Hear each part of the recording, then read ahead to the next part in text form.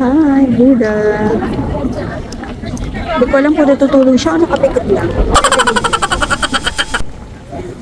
Welcome back to another adventure, guys. Today we're continuing our journey here in Ungongping. Let's explore the Tiantan Big Buddha. Ano kaya ibig sabihin nito? So, I'm assuming na ano yan, Big Buddha ang nakalagay. I don't know. Mahangin, pero hindi naman ganun sobrang kalamig. Kaya, very good pa rin ang weather. 12 divine generals daw itong mga statue sa gilid. So, 6 each side. Alayo pala na lalakaran natin pabalik ng terminal. General Anila represents 1 to 3 p.m. of the day and shape of Chinese 12 zodiac and is armed with an arrow. So, iba-iba yung kanila statue. Ito naman si General Sandira. May mga pangalan sila. Oh, ito yung 11 a.m. to 1 p.m. day of the day and horse of the Chinese. Siya, si horse. Chinese 12 zodiac. So may mga representation siya. Nagre-represent din siya ng 12 Chinese zodiac. Natatakot ako mag-selfie na may stand kasi ang lakas ng hangin eh. Ayan. So malapit na kami dito sa Big Buddha. Ayan na siya si Big Buddha, oh. Yun! May toilet. Andito ang toilet. And then si Big Buddha. Welcome to Big Buddha. Makikita natin siya na harap-harapan. Ayan na. Ayan na siya. Oh, diba? So, here is the Big Buddha waving at you. Ayan, nag-wave siya sa'yo. Ang daming tao. Tsaga umakyat. Makakakyat kaya ka na dyan. Ayan na siya. Papasok na kami dito sa entrance. Bakit baka magpapakahirap umakyat pa? Ayan pala siya, may picture.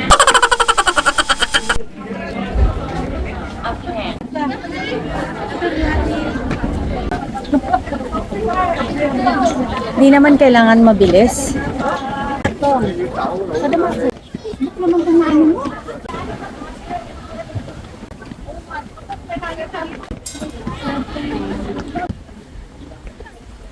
Ito ang reason bakit kami kumain ng kanin. Malapit na kami. Habang lumalapit, makikita mo na yung clouds. Ayan na siya. Grabe, malaki siya. May itsura ng ibaba. Ayan na, oh.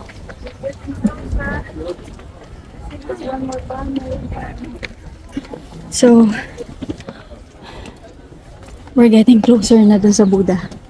Konting steps na lang. Konti na lang.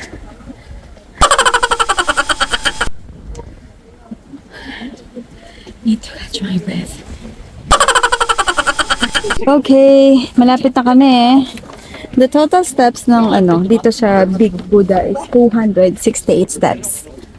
So, ewan ko na lang kung ano lang yung how many steps remaining dito sa pag-akyat ko. Dapat kasi may mga nakalagay silang number of steps, no? Katulad sa Pilipinas. Pang ilang steps na do, pang ilang steps na to, ganun ba? Ayan, few steps na lang. 260. Ayan na. Ayan na siya. Success. Success tayo. Ayan. Ayan na siya. Oh.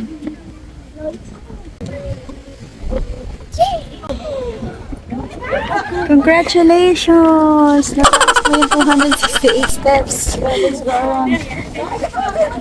Go around. Hindi mo pa na-anuhan yung mukha niya sa harap. Ayan. Welcome inside to visit. Tingnan natin kung ano meron.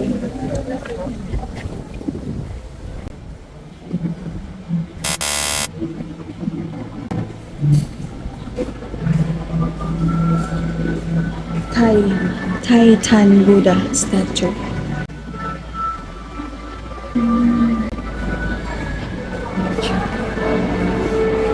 Exit na kami. Wow. Ay, pumasok pala kami sa mismong loob. Ooh. Oh, hindi na pala tayo sa side. Baba na tayo?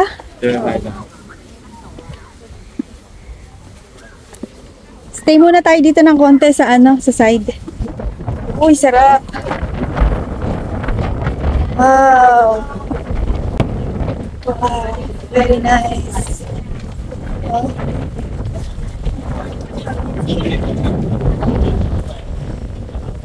Umikot ka lang pala sa Buddha. Alakas ang hangin dito. Ooh!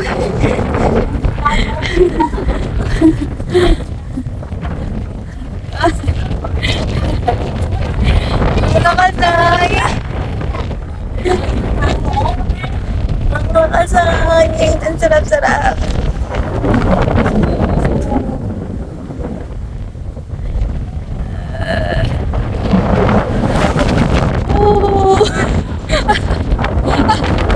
Ang itsura ko. Ayan siya. Dito kami sa likod ni Buddha, oh. Tapos pala nakahangin dito sa likod. Malakas ang hangin.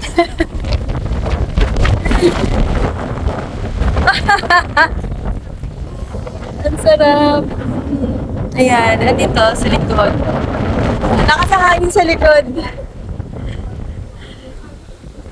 We're at the back of the big Buddha. We are at the back of mahangin. Oh.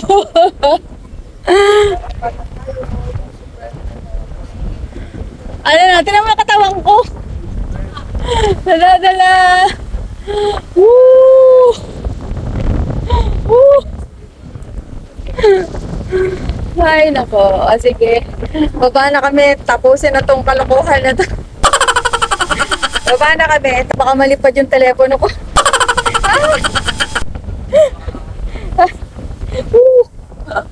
Yung salamin ko. Ay, yung aking sombrero.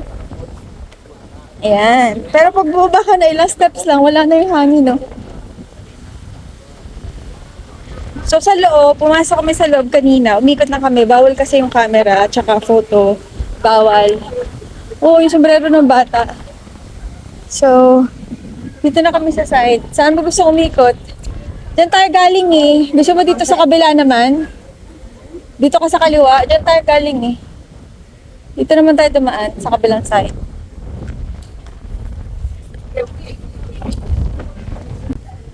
Yan, may mga bench naman sila dito. Anytime you can sit, relax. Dito sa likod. Sa kabila. Ikot pa tayo. Tapos exit na. Eto. Paikot lang naman to eh. Ganun lang siya. Ikot lang siya. Pwede tayo magano dito. Shortcut. Yung pinuntahan namin kanina, exhibition hall yon ng Big Buddha. So, makikita mo doon yung paano ginawa, ganon. Pero bawal kasi mag-picture eh. Kaya hindi pwede. Ayan o, ganyan. Nandito na tayo sa side. Marami na uling tao. Kasi malapit na siya sa harap. Labas na kami. Nagpahinga lang kami ng konti doon sa bench. And then, lalabas na kami ngayon.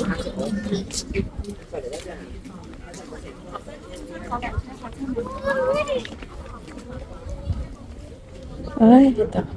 May magandang view dito.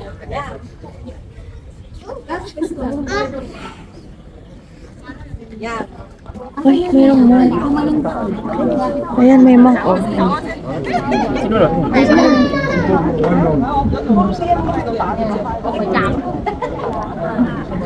Merong monk siya. Pipicturan. Ang monk ba daw? Yan, try namin puntahan yan. Next. Okay na kayo? Ayan. So, bye Buddha. Bababa na kami.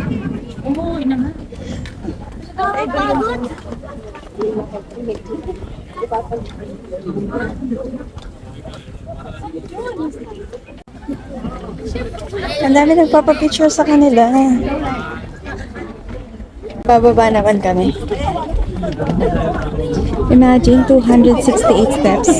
Hindi naman siya ganun kadami kasi maliliit lang din siguro yung steps kaya dumami siya. At the same time is maliliit.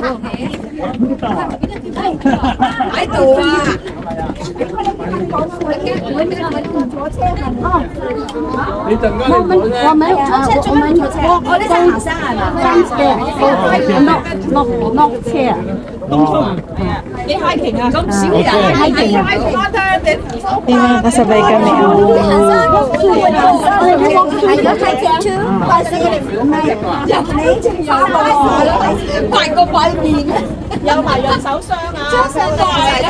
Oh, sasama na yata siya. Yung kasama ko sasama na sa kanila. Sa monastery.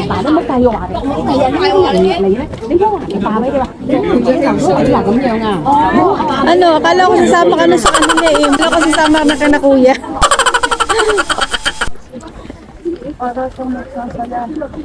Nagdadasal. Diba? Mas mabilis talaga kapag pababa.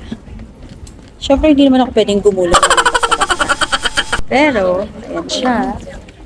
And then, ayun, si Buddha pa rin. Ay, hindi pala. Ito pala yung Buddha. Ayan, Buddha. Hindi kaya yung kamay. Yan. Yan. Medyo nakaangat itong dalawa. Yan. Kanina, nagsiselfie ako. Tapos, sabi ko, bakit ito, automatic siya nagpipicture. Yung pala, nadedetect na si Buddha, yung kamay ni Buddha. Di ba pag ka ng kamay, automatic siyang kumukuha. So, kaya pala, picture siya na picture.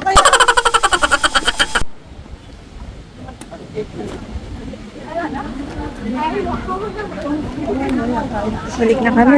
Ito kami sa exit. Siyempre, dun sa kabilang side ng entrance, dito ang exit. Yung bilis ko.